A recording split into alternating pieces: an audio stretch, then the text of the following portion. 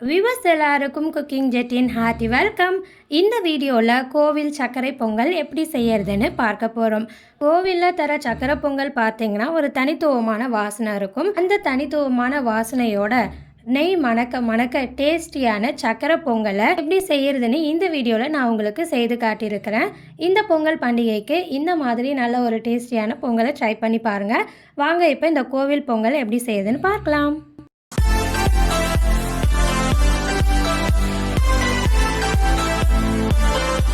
பொங்கல் செய்கிறதுக்கு நம்ம வந்து ஃபஸ்ட்டு பாசிப்பருப்பை நெய்யில் வறுத்துக்கணும். இந்த பொங்கல் செய்கிறதுக்கு மொத்தமாகவே நான் வந்து 1/4 கப் அளவுக்கு நெய் எடுத்துருக்கிறேன். அதுலேருந்து 1 டேபிள் ஸ்பூன் அளவு நெய்யை இப்போ இதில் சேர்த்துக்கிறேன். இப்போ இதில் 1/2 கப் அளவுக்கு பாசிப்பருப்பு சேர்த்துக்கிறேன். சேர்த்துட்டு இந்த பாசிப்பருப்பு வந்து நல்லா வாசனை வரணும், அது வரைக்கும் நம்ம இதை வறுத்துக்கணும். பாசிப்பருப்பை இந்த மாதிரி வறுத்துட்டு செய்கிறது பார்த்திங்கன்னா ட்ரெடிஷ்னல் மெத்தட் கிடையாது. பட் இந்த மாதிரி நம்ம பாசிப்பருப்பை வறுத்துட்டு செய்யும்போது நம்ம செய்கிற இந்த பொங்கல் வந்து நல்லா ஃப்ளேவர்ஃபுல்லாக இருக்கும். அதாவது டேஸ்ட்டாகவும் இருக்கும், வாசனையாகவும் இருக்கும். இப்போ பார்த்தீங்கன்னா பருப்புலேருந்து நல்லா வாசனை வர்றதுக்கு ஆரம்பிச்சிருச்சு. இந்த டைமில் நம்ம வந்து பச்சரிசியை சேர்த்துக்கணும். 1 கப்பு பச்சரிசியை நான் கழுவிட்டு தண்ணியெலாம் எடுத்து வச்சுருக்கிறேன். அதை இப்போ இதில் சேர்த்துக்கிறேன். அரிசி சேர்த்ததுக்கு அப்புறமா இதை வந்து ரொம்ப நேரம் வதக்க தேவையில்ல, 1 நிமிஷத்துக்கு மிக்ஸ் மட்டும் பண்ணி விட்டுக்கோங்க.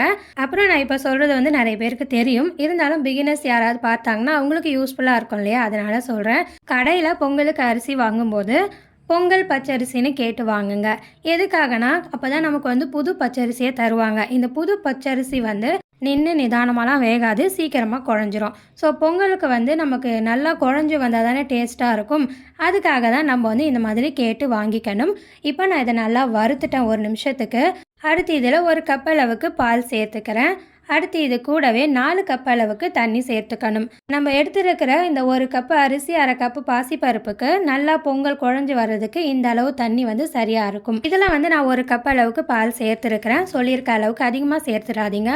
ஏன்னா கோவிலில் பிரசாதத்துக்கு தர பொங்கலில் பால் வந்து சேர்ப்பாங்க, அது அளவாக தான் சேர்ப்பாங்க.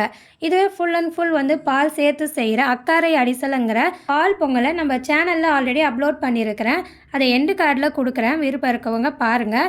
அப்படி இல்லைனா பிளேலிஸ்ட்டில் கூட நீங்கள் போயிட்டு ஸ்வீட்ஸில் செக் பண்ணிங்கன்னா இருக்கும். விருப்பப்படுறவங்க அங்கே போயிட்டு கூட செக் பண்ணி பாருங்கள். இப்போ நான் அதை நல்லா மிக்ஸ் பண்ணி விட்டுட்டேன். குக்கருக்கு மூடியை போட்டு வேக வச்சுக்கிறேன். இது வேக வைக்கிறது பார்த்திங்கன்னா 6 விசில் வர வரைக்கும் நம்ம வேக வச்சுக்கணும். அப்போ தான் நல்லா பொங்கல் வந்து குழஞ்சி வரும். 6 விசில் வந்ததும் இதை எடுத்து ஓரமாக வச்சிடலாம். ப்ரெஷர் வந்து தானாக ரிலீஸ் ஆகட்டும். அடுத்ததாக வெல்லத்தை கரைச்சிக்கணும். அதுக்கு பாகு வெல்லத்தை இந்த மாதிரி நல்லா பொடி பண்ணி எடுத்து வச்சுருக்கிறேன். இது வந்து 2 கப் அளவுக்கு எடுத்து வச்சுருக்கிறேன். நம்ம எடுத்த அரிசிக்கு வந்து இந்த அளவு வெல்லம் நல்லா இனிப்பாக இருக்கும். நான் இப்போ இதெல்லாம் சேர்த்துக்கிறேன். உங்களுக்கு வந்து இனிப்பு ரொம்ப மைல்டாக வேணும்னு விருப்பப்பட்டிங்கன்னா வேணுன்னா வெல்லத்தோட அளவு குறைச்சிக்கோங்க. மற்றபடி வெல்லத்தோட அளவு குறைக்காதீங்க. இனிப்பு நல்லா இருந்தால் தான் டேஸ்ட்டும் நல்லாயிருக்கும். இந்த வெல்லத்து கூடவே 1/2 கப் அளவுக்கு தண்ணியை சேர்த்துட்டு இதை நம்ம கொதிக்க வச்சுக்கணும். இதை கொதிக்க வைக்கிறது பார்த்திங்கன்னா நம்ம பாகு பதம் வர அளவுக்குலாம் கொதிக்க வைக்க தேவையில்ல. வெல்லம் வந்து கட்டி இல்லாமல் நல்லா கரைஞ்சி வரணும், அது வரைக்கும் நம்ம இதை கொதிக்க வச்சுக்கணும். இப்போ பார்த்தீங்கன்னா இந்த வெல்லம் நல்லா கட்டி இல்லாமல் கரைஞ்சி வந்துடுச்சு. இப்போ நான் அடுப்பை ஆஃப் பண்ணிக்கிறேன். இது இப்படியே இருக்கட்டும்.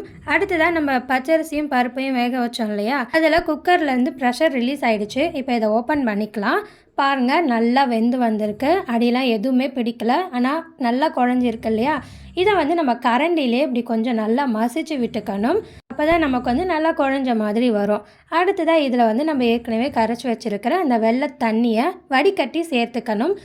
வெள்ளை தண்ணி சேர்த்ததுக்கு அப்புறமா நம்ம வந்து இதை நல்லா கலந்து விட்டுக்கணும். கட்டிலாம் எதுவுமே இருக்கக்கூடாது.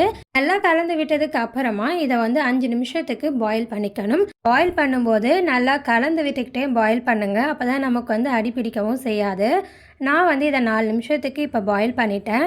இப்போ அடுப்போட அனலை சிம்மில் வச்சுக்கிறேன். இப்படியே இது இருக்கட்டும். அடுத்ததாக முந்திரியை திராட்சையும் வறுத்துக்கணும். அதுக்கு பேனில் 1 டேபிள் ஸ்பூன் அளவுக்கு நெய் சேர்த்துக்கிறேன். அடுத்ததாக இதில் வந்து முந்திரி தேவையான அளவுக்கு சேர்த்துக்கிறேன். முந்திரி வந்து நம்ம இவ்வளோ தான் சேர்க்கணும் அப்படின்னு கம்பல்ஷன்லாம் கிடையாது. உங்களுக்கு எவ்வளோ விருப்பம் இருக்கோ அந்த அளவுக்கு சேர்த்துக்கங்க. அதிகமாக சேர்க்கணும் விருப்பப்பட்டிங்கன்னா அதிகமாக சேர்த்துக்கங்க, குறைச்சி சேர்க்கணும்னா குறைச்சி சேர்த்துக்கங்க. இப்போ முந்திரி ஓரளவுக்கு கலர் சேஞ்ச் ஆகி வந்துருச்சு. இந்த டைமில் திராட்சை சேர்த்துக்கணும். திராட்சையும் பார்த்தீங்கன்னா இவ்வளோ தான் சேர்க்கணும்னு அளவெல்லாம் கிடையாது, நம்மளுடைய விருப்பத்துக்கு ஏற்ற மாதிரி சேர்த்துக்கலாம். இப்போ இதை வந்து நல்லா வறுத்துக்கிறேன். இந்த முந்திரியும் திராட்சையும் வந்து பார்த்திங்கன்னா நல்லா வறுபட்டு வரணும். இப்போ பார்த்தீங்கன்னா, இந்த முந்திரி, திராட்சையும் பார்க்கறதுக்கு நல்லா வறுந்து வந்துடுச்சா, இத எடுத்து நம்ம ஏற்கனவே ரெடி பண்ணி வச்சிருக்கிற பொங்கல்ல சேர்க்க வேண்டியது தான். நான் இப்போ இதில சேர்த்துக்கிறேன். சேர்த்துட்டு நம்ம சேர்த்த இந்த முந்திரி, திராட்சையும் இந்த பொங்கல்ல நல்லா கலந்துக்கிற மாதிரி மிக்ஸ் பண்ணி விட்டுக்கணும். இத நல்லா கலந்து விட்டதுக்கு அப்புறமா தான் நம்ம இதில ஒரு சீக்ரெட் இன்கிரீடியன்ட் சேர்க்கணும். அது என்னன்னா, கோவில்ல பிரசாதமா தர பொங்கல்ல ஒரு வாசனை இருக்கும் பார்த்தீங்களா? அந்த வாசனைக்கான ஒரு சீக்ரெட் பொடி தான். இந்த பொடி ரெடி பண்ணுறதுக்கு 4 ஏலக்காய் எடுத்துக்கங்க. லவங்கம் வந்து சின்ன சைஸ் அளவுக்கு எடுத்துக்கங்க. ரொம்ப பெருசா எடுத்துக்காதீங்க. அடுத்ததா இதில வந்து ஜாதிக்காய் இருக்கு இல்லையா? இந்த ஜாதிக்காயும் பார்த்தீங்கன்னா, ரொம்ப பெருசாலாம் எடுக்கக்கூடாது. நம்ம பொடிச்சோம்னா ஜாதிக்காய் பொடி ஒரு பிஞ்ச் அளவுக்கு தான் வரணும். அந்த அளவுக்கு தான் ஜாதிக்காயை எடுத்துக்கணும். இந்த ஜாதிக்காயும் லவங்கமும் வந்து பொங்கலோட ஃப்ளேவருக்காக நம்ம சேர்க்கறது. இந்த கோவில் பொங்கலோட வாசனை வர்றதுக்கு முக்கியமான காரணம் பார்த்தீங்கன்னா, இந்த பச்சை கற்பூரம் தான். இத வந்து பார்த்தீங்கன்னா, ரொம்ப சின்ன சைஸ்ல எடுத்து வச்சிருக்கேன் இல்லையா? இந்த அளவுக்கு தான் சேர்த்துக்கணும். அதிகமா சேர்த்துக்க கூடாது. இப்போ இத வந்து பொடி பண்ணுறதுக்கு ஒரு குட்டி உரல்ல ஏலக்காவோட விதைகளை மட்டும் எடுத்து சேர்த்துக்கங்க. நமக்கு வந்து தோல் தேவையில்ல. விதைகள் மட்டுமே போதும். அடுத்ததாக மீதி இருக்க மற்ற எல்லா இன்க்ரீடியன்ஸுமே இந்த குட்டி உரல்ல சேர்த்துட்டு நல்லா பொடி பண்ணிக்கணும். இப்போ நான் சொல்லியிருக்க அளவுகளில் வந்து எந்த சேஞ்சுமே பண்ணாதீங்க. கட்டாயம் சொல்லியிருக்க அளவு மட்டும் எடுத்துக்கங்க. நான் இப்போ இந்த பொடியை பொங்கலில் சேர்த்துட்றேன். சேர்த்துட்டு இதை நல்லா கலந்து விட்டு அடுப்பை ஆஃப் பண்ணிக்கோங்க. இந்த பொங்கல் பார்த்தீங்கன்னா இந்த மாதிரி நல்லா தளர இருக்கணும். இதுதான் பொங்கலோட சரியான கன்சிஸ்டன்சி. இந்த அளவுக்கு இருக்க மாதிரி பார்த்துக்கங்க. இப்போ இதில் நம்ம எடுத்த 1/4 கப்பு நெய்யில் மீதி நெய் இருக்கு இல்லையா, அதை சேர்த்துக்கணும். இப்போ நான் அதை சேர்த்துக்கிறேன். இந்த மாதிரி நெய்யை கடைசியில் சேர்க்கறதுனால நம்ம செய்கிற சக்கரை பொங்கல் சாப்பிட்றதுக்கு ரொம்பவே டேஸ்டியாக அருமையாக இருக்கும். இதை மிக்ஸ் பண்ணி விட்டோம்னா அவ்வளோதாங்க, நம்மளுடைய கோவில் சக்கரை பொங்கல் ரெடி ஆயிடுச்சு.